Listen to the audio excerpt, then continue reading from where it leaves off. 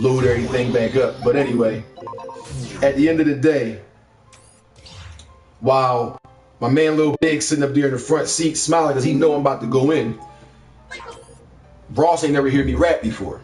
So he's like, well shit, nigga, let me hear something. Big told me you rap. I'm like, what? So I look at Big like I'm kind of angry because I ain't want nobody to know, like, I'm not recording, I'm not doing shit. Like, I don't even know why I told niggas I rapped anyways. I wasn't recording, I ain't do shit.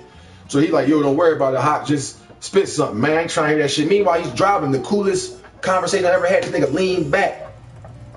Never looked at me. Never looked at me. Just leaned back. Yeah, man. Nigga Big told me you rap and shit. Reached down, switched hands on the joint, reached down, grabbed the tape. Cassette tape. Put it in the joint in the body, sat back, pressed the joint. Rap. Rap. Literally did that. Never looked at me. I'm in the back seat. Didn't even look at the rear view eye shit. Nope. Just was like, rap. Wasn't no beat it was. It was the Memphis Bleak. Well, it was the Beanie Siegel featuring Memphis Bleak joint. The Who the Fuck Want What joint. From my recollection and to my understanding, that motherfucking beat was like 5 minutes and some change. Like 5:40 and some change. Yo, I went through the whole joint with no recollection that that's what I was doing. Like, real talk. I never knew that that's what I was doing. And as I set the damn graphics back up, I never knew that that's what was going on. Like, I had no idea that I was rapping through the whole joint. He's like, damn, can I get some of the beat, nigga? Like, you rap through the whole joint. So, remembering that, going when I was 19, remembering that I did that, and I was starting to do that a lot. Just being able to go off the base of my tippy head and let it rock. 19, I'm not right no more. I'm just gonna say I'm in my 30s now. I'm literally in my 30s. I know I don't look at this shit. But I'm in my 30s now. And opening statement, the first original, all production, original beat CD I've ever done. Songs, tracks with hook. Not skits, not me rapping straight through. There's only one song that I rap straight through, and that's the outro, the 16th track. That's taking you from opening statement into the rebuttal, which is the next original album I want to work on. Now, you got 15 tracks ranging from songs about being in love with your woman, or just being single and having a nice little time with a female you meet, or being scorned and in love and saying fuck her, or being a friend with somebody that you see as more than a friend and trying to take it to the next level. Songs where it's telling you the origin of how I started with music, the entire track, like Learn to Fly. Songs that's let you know who I am, where I'm from. Songs actually called Who I Am, and it's not to be confused with Pusha T's Who I Am. It's not a rendition of his beats, completely original beat done by my homeboy Harry Metz at Roll Gold Beats. Not really my homie, but producer. Shit, let me think. We got songs like the street joints, like the Even Though What We Do Is Wrong type joint on there. I got joints talking about riding for your block and doing what you gotta do. The song called We Ride. I got songs about, you know what I mean, fuck it, I'm in the club with a drink in my hand, shorty fly, fuck a man, I'm trying to get some ass tonight. You know what I mean? All different types of music. Not just one track saying the same thing on different beats. Murder, death, homicide. I got the shotty and I pop it, my nigga, your body dropping, my nigga, ain't it no stopping, my nigga. Every track, just another way to say you killing something, smoking something, drinking something. I got one track on the album called Asgard that's about smoking weed. Because I wanted one song, because I fuck with Styles P. And in my opinion, Styles P makes the best marijuana tracks. I'm now in that category. I made this track called BC, British Columbian, to the David Banner play beat years ago. Check out my old school YouTube page. Type in B.C. British Columbian, Young Hawk B. Type in Young Hawk BC. And when you see me up there with a Bluntville and a canister of BC, you know that's the video that I shot on a Dell Inspiron 1545 notebook that many years ago on the little crystal eye camera that was on that joint. Edited through Windows Movie Maker and put it out on YouTube. I let old heads and everybody alike. It was somebody like my old head Renee. She was in front of Tucker's the night. I went to go see my Umi. I see my cousin O too. As I'm down there, Renee like, oh yeah, I was on YouTube. Look what's on my page. She showed me BC. Now, Renee is pushing 50, if she not already in her 50s. No disrespect. But she talking about, ooh, wee, what's this BC? British Columbian high-grade weed. Singing this shit. I'm like, God damn, like, it's crazy. So, I did the song. Former artist and associate Wild West Bandit. I did I featured him on the songs. This is my track on my album. I featured him on the joint because he actually smoked weed. The other artists don't smoke weed, so I couldn't put him on the weed song, so I did the next best thing and just used a sample of his voice for the hook. If you guys ain't hear it, check out my Reverb Nation page at reverbnation.com/YoungHawk the 5 Deuce Gun. That's reverbnation.com/YOUNGHAAKDA the number 5 DUECEGUN. Yes, it's long, but that's what my damn name is. And before you start asking, my name is a representation of who I am in real life and where I'm from. The Young Hawk says Young Hakeem. My name is Hakeem. The 5 Deuce Gun is self-explanatory. I'm from 52nd and Market. 1983 when I first showed my face around there. So, it's a reason there. Not no stage name. My name is not Machine Gun Ralph. My name is not Calico Bronson or something like that. Even back when my name was Hoztown, HST, like this tat that's on my arm. That HST. Even when I was Hoztown, I came up with that from playing NBA Live on Super Nintendo. You could put up like 6 letters. So I used to put up Hoston. And I was like, what's that? I was like, it's for Hoztown. So then I found out I could put up 7 letters. I used to put up HASTOWN. When in all actuality, I should have put up HAAS because my name is HAAKIM. But I was like, you know what? That seems too long to me. It don't look right to the eyes, not visually pleasing to the eye. So let me not do that and just put HAS. But they said, where did I get that from? Well, I was already a recording artist at this time in terms of I was already writing music. I was a young boy, but I was already writing music at this time.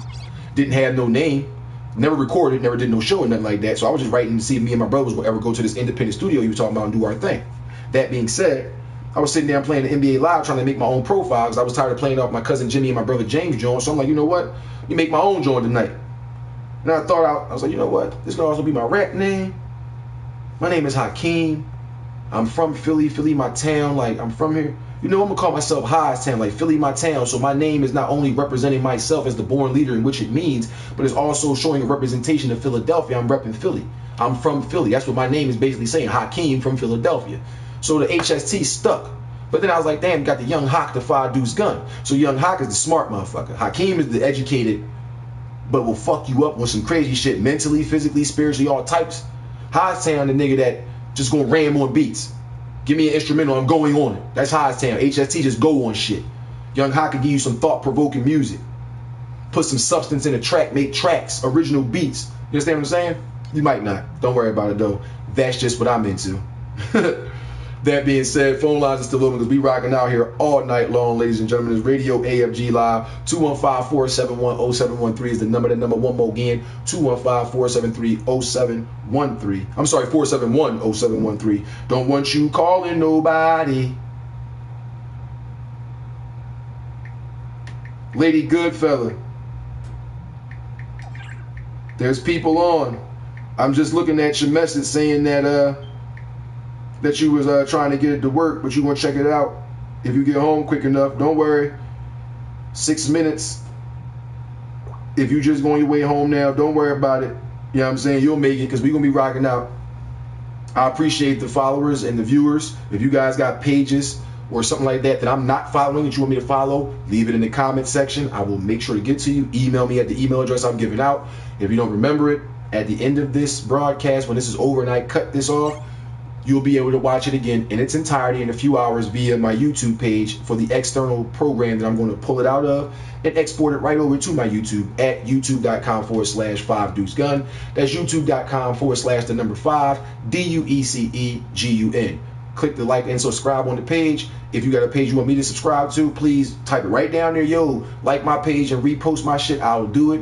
I don't know if you follow me on Facebook, Twitter, or Instagram, but for the people who send me tweets on Instagram and the girls and the guys who got music or artists they represent, can you please retweet this? I do.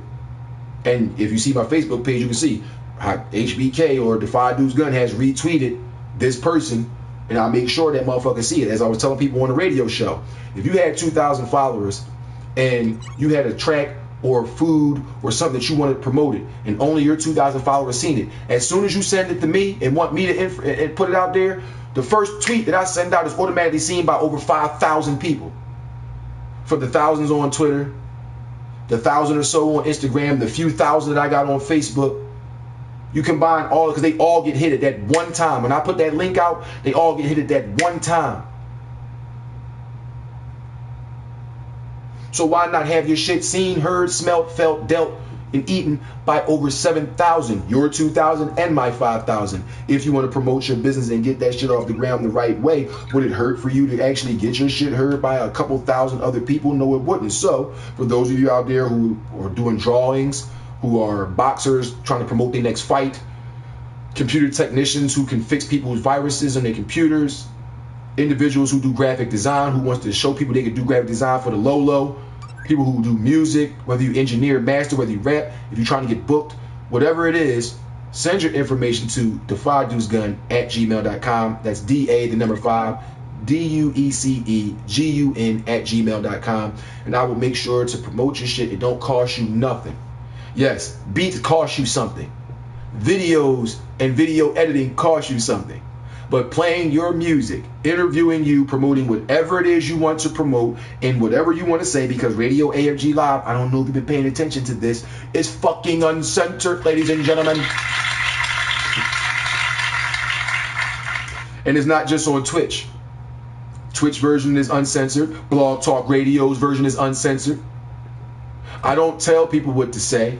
For those of you who got interviewed by me on your Blog Talk Radio interview through Radio AFG Live, did I give you a script? Did we pre-record what we were going to say to each other? No. No. When people call up, they're listening live. I'm talking about the Blog Talk Radio version, because I didn't have too many people call up this version yet, because I haven't put that phone number that I just gave you guys out to the public yet. But there it is. 215-471-0713 is that number. If you got a musical request that you want me to play, holler at me. I'll put, if you want to speak to how people are not really paying attention to their lives, they're paying attention to the streets and coveting vanity as opposed to coveting thyself and God, hit me up. No topic is off limit. Don't be afraid. And I wanted to finish off with this before I play the next track. Don't be afraid to express yourself when you feel like what you're doing is going to get you admonishment or ridicule from the people who keep pontificating hyperbole out there in front of you. For those of you not to know, the people who keep talking bullshit and standing firm like that's the realness. But when you actually try to do something good, like let's say, case in point, stop drinking. I stopped drinking liquor, not beer, and I don't frequent it either. But I stopped drinking. None of my friends that I fuck with, that I really consider friends, was like, you bitch ass nigga, you stop taking shots. No, they was like, that's what's up, man. That's fucking inspiring. I might stop doing that shit too, dog. I'll be strong enough. That's what the fuck I'm talking about. That is a real friend. But there's some of you out there who said shit that was less than stop drinking. You said, I'm going to church tomorrow. I'm gonna start going back to church. Your friend's like, what? Go back to church? The fuck is wrong with you, nigga? They ridiculing you because you want to have a relationship with God. You feel as though going to church will help you obtain that, but they try to make you feel like doing that is wrong. You're not wrong. They are. Don't go home tweeting shit out of anger. Don't go call, girl, you'll never get, no. Channel that anger that you have, that frustration that you get, into something positive. These headphones.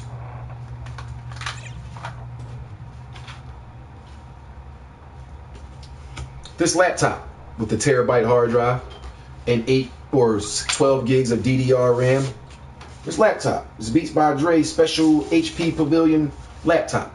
You can't see it, but that big ass Audio Technica USB condenser mic on this tripod. My man J Mac brought the motherfucking tripod over. Shout out to Mr. 215 for bringing over the tripod with the pre-installed popper stopper.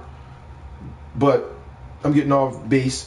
My trackboard and the equipment that's with that, the Sony Movie Studio Suite 13 with Acid 10 and all that shit. When I get money from investing in myself, like if I go pay to get a bunch of high quality gloss printed paper versions of my CD cover printed up and sell them bitches for $10 a piece, and I get that $10, don't take that $10 that turned into $150, $350, $400 of CD sales and go buy weed with it. Or go buy a bitch a pair of shoes with it, or go buy 55 bottles with it,